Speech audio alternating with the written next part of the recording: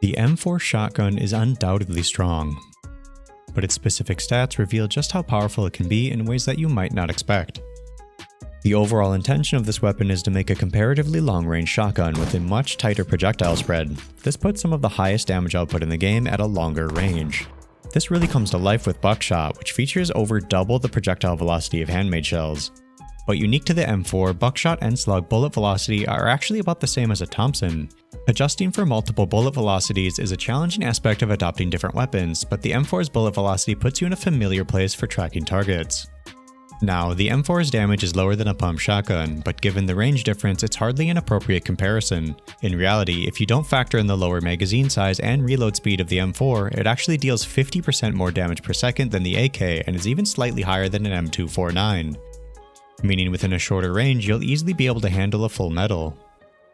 You can two-shot a full metal within 30 meters, and I generally say 40 meters is about the tail end of the ideal range of the M4. Beyond that, the harsh damage drop-off of the buckshot starts to get prohibitive.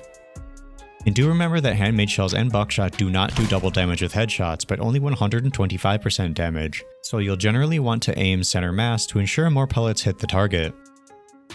You can eke out some extra range by loading slugs in your M4, but at 64 damage a pop with a capacity of 6 shots, that's not very threatening. Plus it requires reload time, and you lose your short to mid-range power when the slugs are loaded, leaving you more exposed.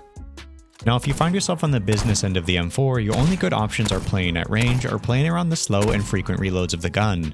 It's definitely vulnerable in messy fights with lots of people. The M4 also takes every attachment, so you can push its potential even further.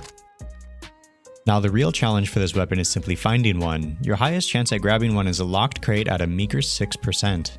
You can also get them from Bradley or Heli as well as elites and heavy scientists, but the rates are really low.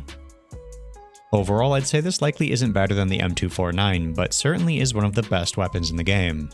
I hope this has been helpful, and thank you for watching.